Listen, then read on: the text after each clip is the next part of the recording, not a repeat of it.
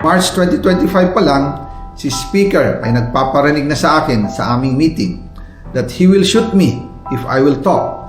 At pagkatapos niyang sabihin sa akin in a phone call na, "Don't come home, we will take care of you," tumawag ulit si Speaker Martin at sinabihan niya ako na pag umuwi ako will be dangerous.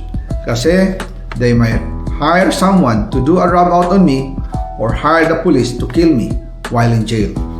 Una pa lang ito sa mga gusto kong ibunyag. Marami pa akong dadalhin sa liwanag.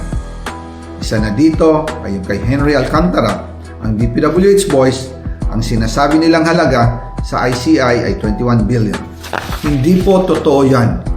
Ang totoong numero ay 56 billion pesos at yung pong halaga na yan ay kay Pangulong Bongbong Marcos at Martin Romales na punta lahat. Ilalabas ko po ang buong detalye sa darating na mga araw. Kaunting pasensya pa po. Sana po ay hindi nila ako mapatay bago ko mailabas ang lahat. Sa inyong lahat sa Pilipinas, lalong-lalo na sa aking pamilya, taos puso akong humihingi ng paumanhin. Ginawa ko lang ang utos sa akin, pero ngayon, handa na akong harapin ang lahat. Uulitin ko po, yung pong pera, wala pong napunta sa akin.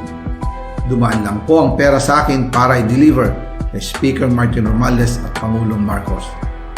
Salamat sa inyong pag-unawa. Ang bayan ko'y may mata, nakita niya na ang lahat.